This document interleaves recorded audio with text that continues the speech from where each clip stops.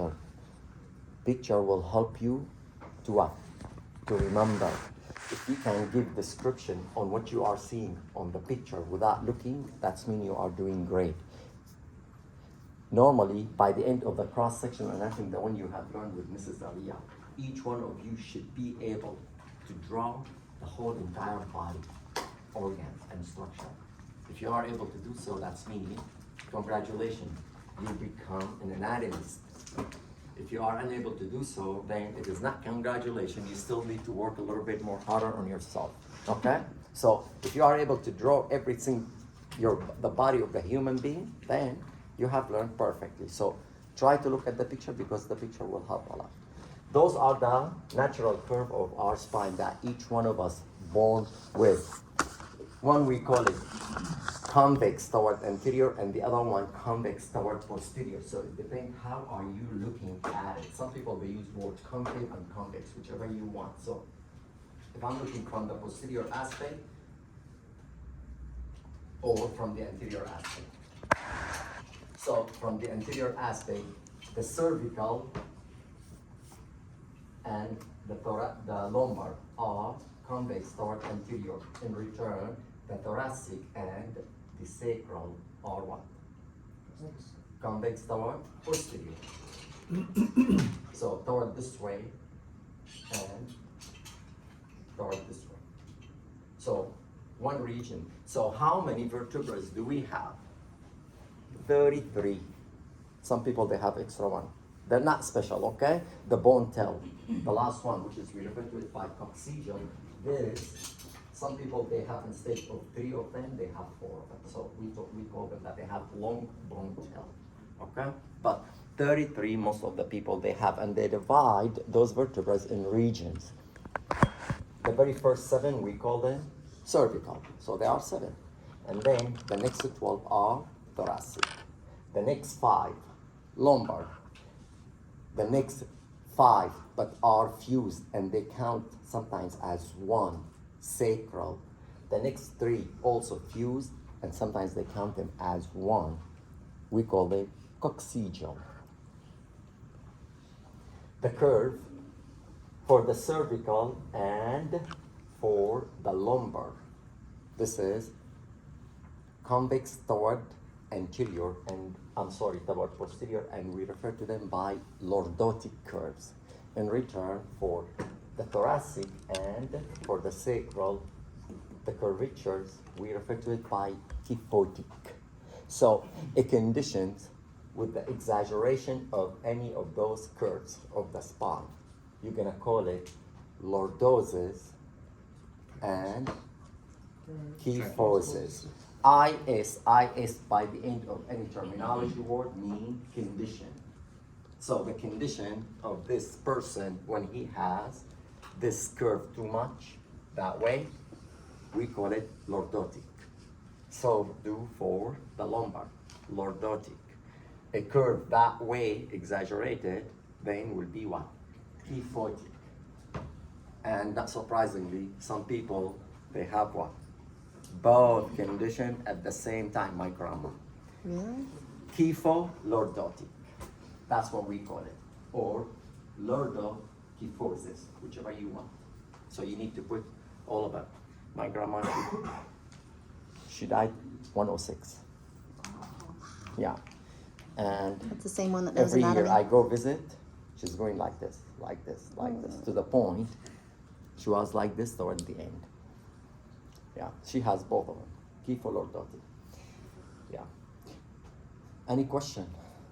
Yes, sir. So the lumbar could be called kyphotic if they curve that. No. When? You mean curve that way? That's impossible. To curve that way, you cannot. Because your spinal cord will be ripped. And the nerve, that's too much. So it has to be exaggeration of the same one. Curve. So for the lumbar and the cervical, the curvature exaggeration is supposed to be in this direction. So do for here. For the thoracic, it's supposed to be what? In this direction. It's very simple. You will see the teenagers that they tend to what? To exaggerate the lumbar, so they just need to pull what? their butt like this. Keep on doing it for a long time or period, you will end up with what? With a lordosis. So we understand that you want to look beautiful and whatever, you know the rest of the sentences, but that's not good neither. There's a lot of teenagers that they do this and they end up with lordosis in their lumbar vertebra. Any question? No? No question. Now, let's go to the next picture. Your whole 33 vertebrae, from number 1 to number 33, they do share same major component, bone-wise.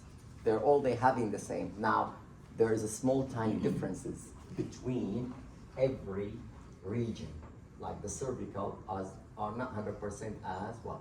The thoracic, as the lumbar, or the sacral, or the coccygeal. But all vertebrae, they do share what? Same anatomical description. What is that? Number 1, they all have what? Body. And the body is what? Oriented toward anterior. So if you look at me that way, that's when you look at that gentleman this way. So you will see what? The body. So toward the posterior, what do you see? What we call it, the arch. So the top is anterior, the bottom is what? Posterior. The body is oriented toward anterior, and the arch is oriented toward right? Toward the posterior. Now, between every body of the vertebra, there is a cartilage disc, and we call it intervertebral disc. You can see it also in this, whatever you see between every one body. That disc that we refer to it by intervertebral disc consists of 2 types of tissue. The outer ring is annular fibrosis. That means it is made out of fibrotic tissue. In the middle, it is gelatinous material. We call it nucleus pulposus. People, when they get herniated disc, the annular fibrotic tissue will be what? Ripped. What's gonna happen to the gelatinous? They're gonna leak. That's what we call it, herniated disc. What's the function of this intervertebral disc? Why do I need Cushion padding? cushion? Exactly. So when we jump, the vertebral bones are not gonna hit one on each other because that would be very painful. Now, also if you can tell between the body vertebrae of each of those, where do you see it more developed, like thicker? Look at it. The lumbar. Why lumbar? Because the vertebra of the lumbar, those 5, are the one bearing our body. And this is why it's explained. Most commonly, where do you see vertebral disc on the people? On the lumbars. You guys got the point, sometimes. Anyway, so that's all what you need to know about the body, guys. How about Mr. Arch? Which is, we said the arch is oriented toward what? Toward posterior, correct. The arch will connect with the body through pedicles. So what do I call this portion that connect the body with what? With the arch, pedicles. So in your discussion, if you have a picture for the vertebra and you need to name this as an option, pedicles, what are you going to write down? What are you going to write down? It connects the body to the vertebral arch. Structure that inward, the body with arch. That's all what you need to do. Don't tell me superior, inferior, posterior. I don't want any of the above. But this is what you need to give the anatomical description. If you name this pedicle, you're going to tell me next to it what? Part of the bone of the vertebra that connect the body with the arch. Got it? The arch consists of 3 extensions. 2, they go toward the side. We refer to them by transverse processes. And 1 goes toward the posterior midline, which is, if you put your finger on the midline posterior, you're gonna see it, and we call it spinal processes. What does connect the 2 transverse processes with the spinal process? The answer, this and this, and we call it what? Lamina. So one more time. If you point on the lamina, what are you gonna put? Connect the transverse processes with spinal process. If you wanna add more, oriented toward the posterior, connect the processes. If you choose pedicles, connect body with arch. Now, between the body and the arch, a huge foramina will be formed, and we call it spinal foramina. And of course, they call it spinal foramina because what? Your spinal cord run within it. So, whatever you are seeing in yellow, all the way down, is your spinal cord within the spinal foramina. And this is the job of your vertebra, is to protect what? The spinal cord. Any question? Any question? No question? Okay. That's easy. If you look at every single vertebra, do you see it articulating with each other or not? Do you see the articular surface between this one and this one? Every single vertebra will articulate with the next one. Not the body. Now the body, it is what? Articulating or separated from each other by the disc. But I'm talking about exactly, let me see if I, without breaking it. They're gonna kill me? Anyway, I'm talking about those areas where I have my finger. Every vertebra will connect or articulate with the other one through an articular surface. You have one located towards superior, right and left, 2 articular surface towards superior, and then on the bottom, which is we cannot see it, another 2 articular surface that are what? Located toward inferior, meaning the superior articular surface, the superior articular surface and inferior articular surface, 2 of them. I have another vertebra like this. The inferior of this vertebra will articulate with what? Superior. With the superior. How about the superior of this vertebra? Will articulate with the inferior, the one on the top. Make sense? Mm-hmm. Let me show you a picture for this to understand it better.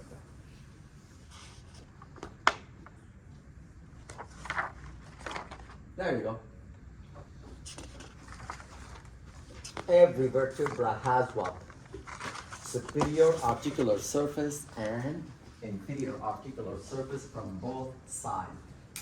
And of course, you guys are looking at this in one side, so you're gonna see only what?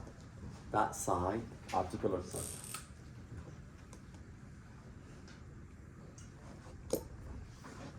So I choose 3 vertebrae. And I'm gonna choose another 3 vertebrae. Oops.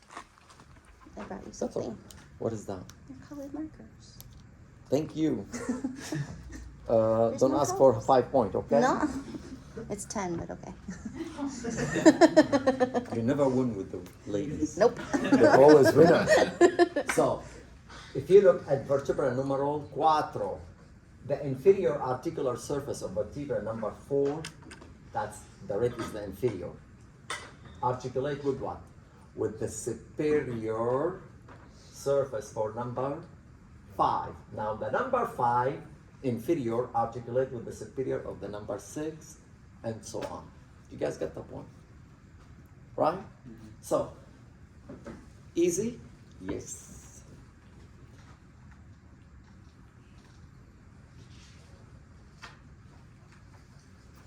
Two superior articular surface. Every vertebra has what? 2 superior articular surface and 2 inferior articular surface. On the top, right and left. On the bottom, right and left. Superior and inferior. Each of your vertebrae, they have the same. The joint formed between each successive vertebra, we call it zygohypophageal joint.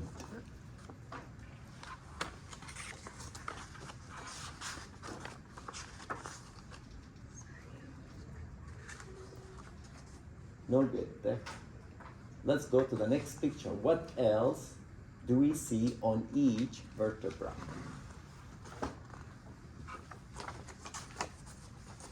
Every single vertebra has notch. That's a notch. This is vertebra number 5, and this is the notch. This is vertebra number, underneath of it, number what? 6. That's the notch. So the notch from the top vertebra emerged with the notch from where? From the next one, and they are going to form a foramina. What do we call that foramina? Transverse spine foramina. Bottom line, do you see those holes? How are those foraminas formed? Your answer by emerging of the notches from each vertebra. So each vertebra has a notch that oriented up, and the other notch were oriented what? Down. So both hands are what? One vertebra, guys. I cannot make 2 notches in one hand. So this is what? Now I'm gonna have another vertebra, one on the top and one on the bottom.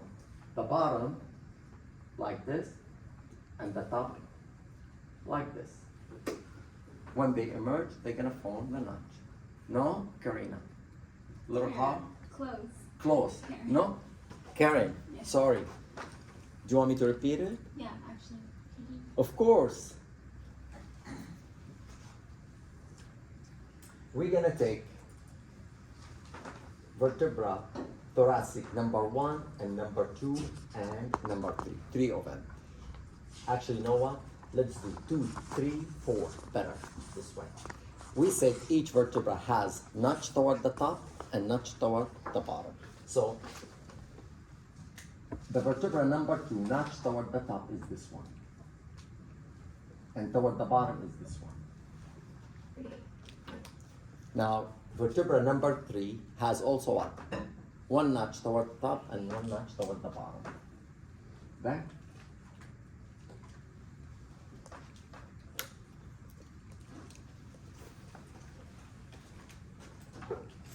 The number 4 also has the same. One notch up and the other one down. When those 2 notches emerge like this, they're gonna give me what? A hole. So, thank you. There you go.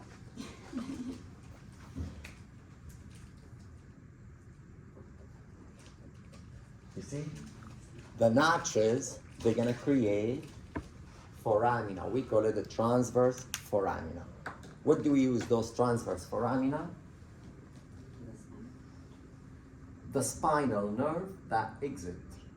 Also, the veins and the artery go in and out. You guys get the point? Any question? No question. No question is good. So of course, in this picture, you guys are seeing the notch only from the bottom, not from the top. You are seeing the superior articular surface, the inferior articular surface, which is the next vertebra. The one on the top will articulate, and the one on the bottom will articulate. If you have a question, you need to ask gentlemen and ladies before I move further. So, make your job easy, guys, when you study. You said this was number 7 vertebra? Which one? The one that you're showing? You said that was number... This one? Yeah. That's thoracic vertebra. I don't know which number. Oh, okay. I thought you said it was number 7. No. make your job easy when you study, guys. You do not need to make it too complicated. Look at the picture. Whatever you are seeing, part of the vertebra that they wrote down, know the definitions. That's it. Just that, like that. Use the reading part of your book if you wish. Pedicle. Write down next to the pedicle. Connect the body with arch. Spinal process. Oriented toward posterior. Superior articular surface. Used to articulate with previous vertebra, inferior articular surface. The inferior articular surface used to articulate with the next vertebra, superior articular surface, and so on. That's what you guys need to do. Question? No question? Okay, so this is an axial image. Now, one thing also, if you wish, you can remember it, and it's common sense, no brain illusion. If you look at the spine, how it is oriented in our body. Long, axial, belly, top to bottom. Correct? Meaning, I don't need no one to tell me this is an axial cup or coronal or sagittal. Why? I can determine that by myself. If the cup is what?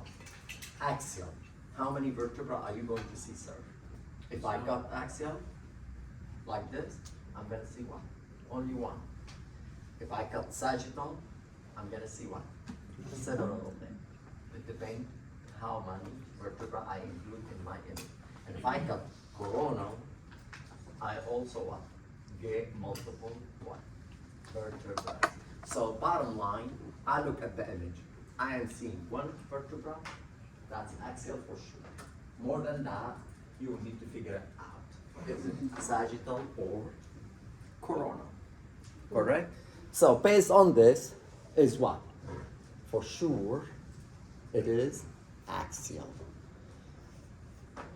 Axial, we say the orientation. Always the top part is anterior, the bottom is, that's mean if I said this is anterior, for sure this is the body. And if this is posterior, that's mean for sure this is what? The arch.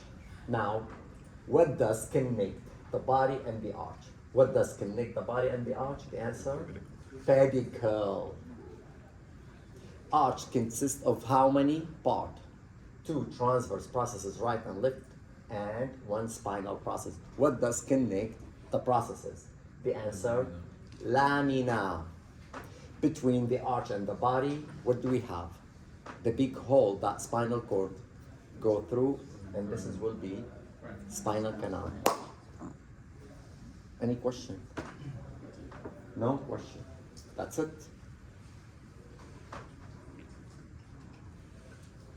Now, this is a sagittal image. With the sagittal image, as we said, we're going to see several what?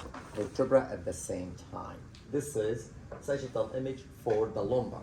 You don't need to worry about right now whether lumbar or any. Just if you can tell that this is a sagittal. What are we seeing? Sagittal mean I cut this way, I threw this, and you guys looking. That's anterior, this is posterior, superior for the top, inferior for the bottom. Which part of the vertebra is oriented anterior? Spine, body. That means those are the body. What's oriented toward the posterior? Arch. The arch. Now, with the arch, if the cut is 100% midline, if the cut 100% midline, you are going to see what? Half of the spinal process. Correct? Unless it is toward right or left, then you will see something different. So that will depend. You can see multiple images. So this is what we are seeing. Half of the spinal processes. Now, what do we have between the body? The intervertebral disc, and that, what you are seeing, intervertebral disc. Also, there is an articular surface between each of those vertebrae top to bottom, next to each other. Every single vertebra will articulate. So this is what they are. Superior articular surface for this, inferior articular for this, and so on. You are seeing also what? The notches. Can you tell? This is inferior notch for this vertebra, and that's the superior notch for the next one. Combined together, they give me the transverse foramina, right? Why are you not in your class? Why you are not in this class? Your brain.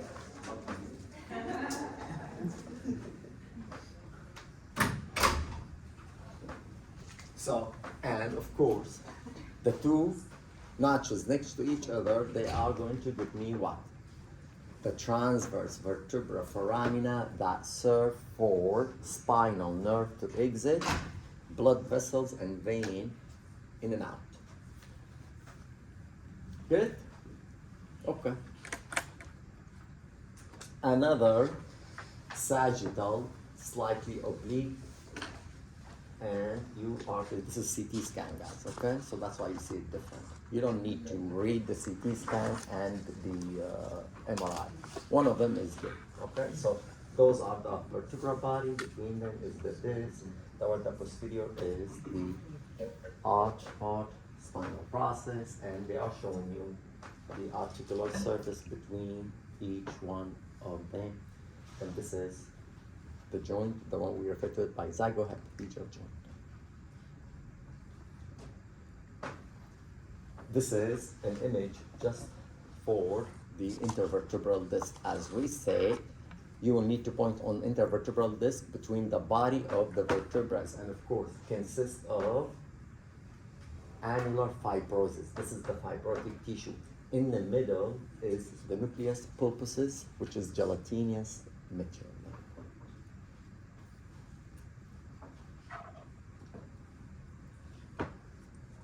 Again, they are showing you the two different points between the annular fibrosis and nucleus pulposus over here. So when we cut sagittal, you will see only 2 points of that. This one and this one. Those are the annular fibrosis. And then the one in the middle, which is this one, will be the nucleus pulposus, because you cut half of it. Question? Any question? No? Okay. So bottom line, all vertebrae in our spine, they have same anatomical structure in general, which is body and the arch, spinal foramina and transverse foramina, pedicle lamina. That's all what you need to remember for general. Okay? Now, there is a difference at some point between those vertebrae based on the region. So we're gonna talk about what is the difference between the thoracic from the cervical, from thoracic, from the lumbar, etc., etc. The very first two vertebrae of your cervical region, they give them specific name, which is, you guys remember it probably from the previous class. The what? Axis. Axis and atlas and axis, correct. Now, all those 7 cervical vertebrae, except for the very first two, they don't have body. They have what? Instead of the body, anterior arch. Only the first two. And the rest of the 7 vertebrae, cervical, they do have what? Body. Okay? On the other hand, the 7 cervical vertebrae, they do not form the transverse foramina through the notches when they emerge.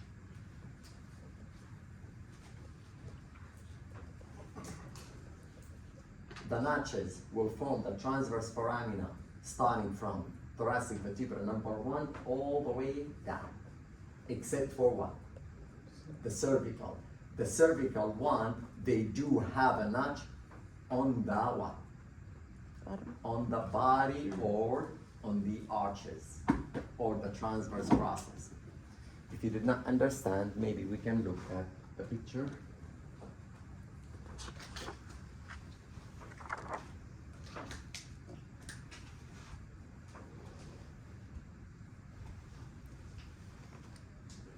So, the transverse foramina of the cervical vertebra, it is not formed by the emerging of the notch from the top and the bottom vertebra. It is what? Belonging to the vertebra itself. Did you guys get the point? Another things that is related to the cervical vertebra, which is we have wide spinal canal formed. And this is what explains why your spinal cord is wide at the cervical level. You guys got? Another thing that unique to the cervical is the spine process. It's bifid. There's what? Like this. Not like this. It is what? Bifid. Let me show you in the picture.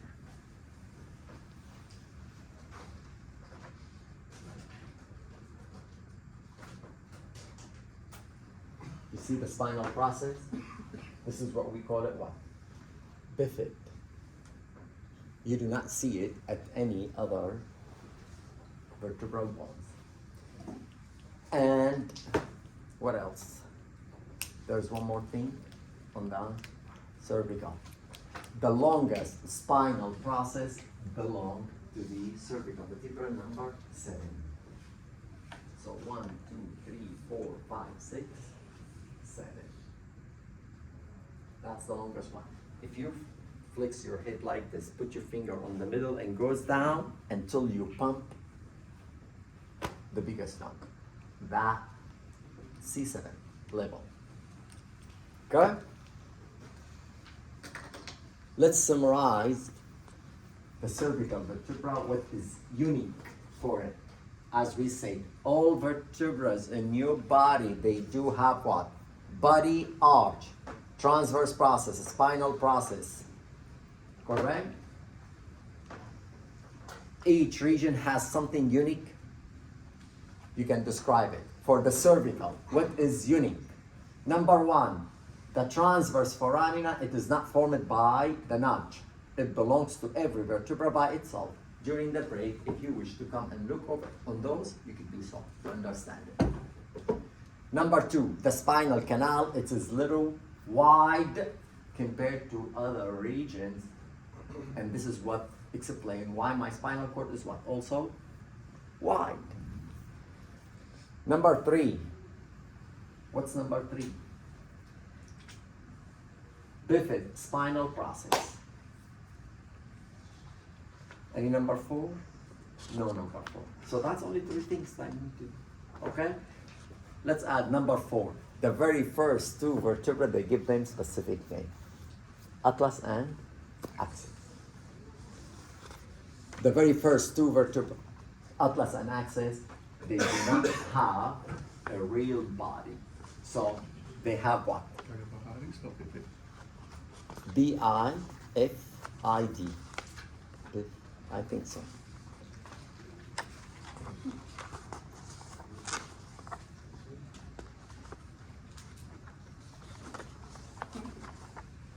So, as we say, atlas and axis, they don't have what? Body, correct? Instead of the body, they have what? Anterior arch. So this is what? The anterior arch. Those, you can call them, if you wish, transverse processes, and mostly they refer to them by lateral masses. The lateral masses have what? The transverse foramina. Also, this transverse foramina, it's used by spinal nerve to exit, blood vessels to go in and out. Superior articular surface, and of course, from the bottom, I have what? Inferior articular surface, like any other vertebra. And you can see the wide cervical spine canal.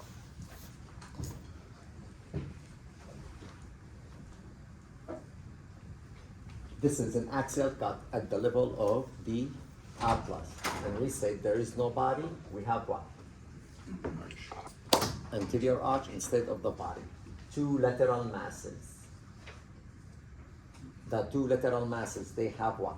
The transverse foramina and the superior articular surface, and of course, you do not see the inferior articular surface.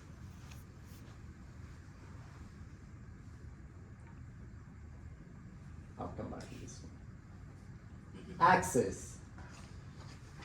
Axis has everything like atlas. Everything. Except we are going to add one thing, which is this projection toward the superior. And we call it odontoid process. This is atlas. On here is what? Axis. Axis has projection toward where? Up, toward superior, toward the atlas. My finger.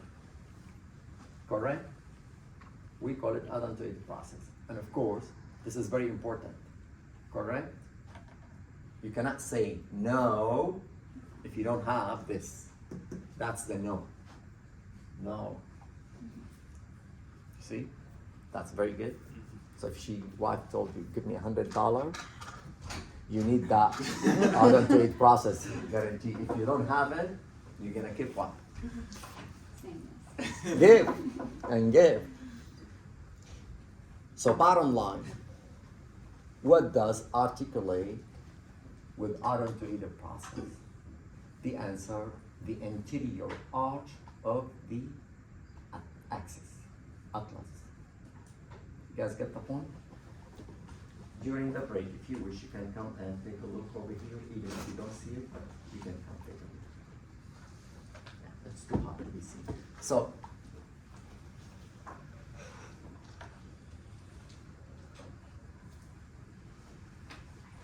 this is the anterior arch, correct?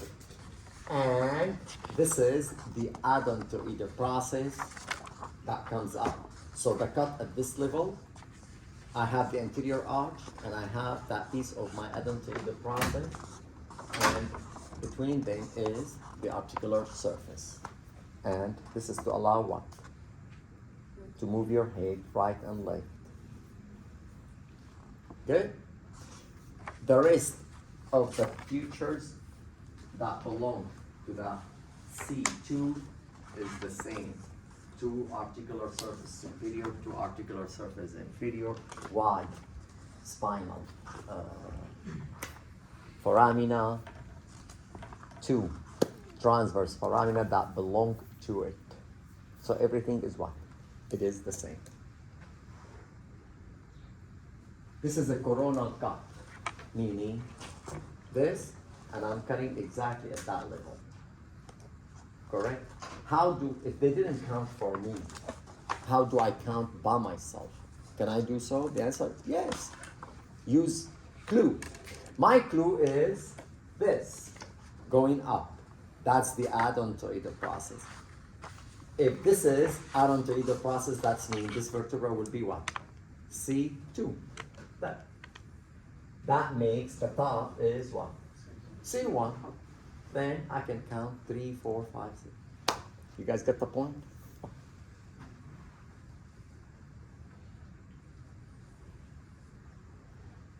So as we said, everything in the axis, it is the same like cervical vertebra, except you just need to remember the odontoid process. Any question? Is that also known as a dens? Yeah, odontoid. They call it the dense extensions, whichever is. So the same picture they're showing you, C2 odontoid process. Those are the lateral masses of C1. C2 and the extension toward the C1 is what? The odontoid process. So this is a part of the anterior arch of the C1, because we cut what? Sagittal half. So you are seeing this piece half of this. Everything is in half. This is anterior, that's posterior. That's mean those are considered to be the spinal processes. And this is the atlantoaxis joint or odontoaxis joint.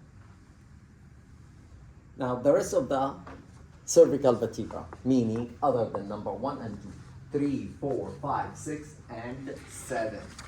They are identical description of what we talked about at the very beginning. They all have body, they all have an arch, they all have what? Pedicle, lamina, and. We just need to add a bifid spine process. And the rest, as you can see, everything is the same. As we said previously, the unique feature that belongs to the cervical vertebra is this hole. It is not formed by emerging two notch. It is what? Located on the vertebra itself.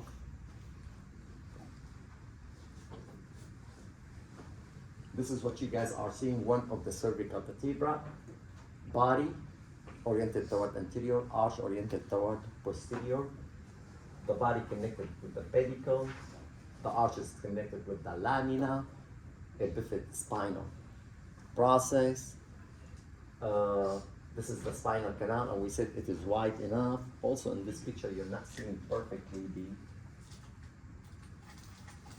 the two holes, which is, we use them for the artery, vein, and nerve to exit. Okay? All right. Same. This is a sagittal cut. As we say, they don't need to count for me. I'm smarter than the author of the book. I locate what?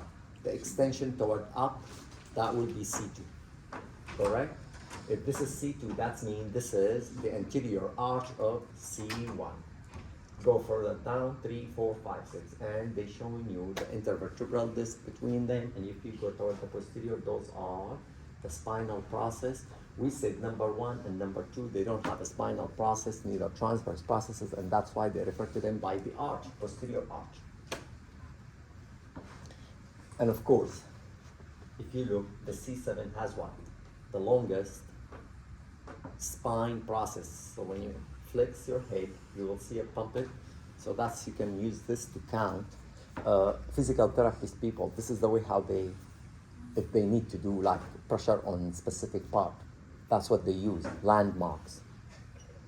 You guys get that? So I need to do some pressure over here on the specific cervical. So I use the C7 as the longest process. I palpate it when I ask my patient to flex the head, and then I move further. Same everything. Any question so far? Hurry up before we move on. No questions. Good. Next region is thoracic vertebra. How many thoracic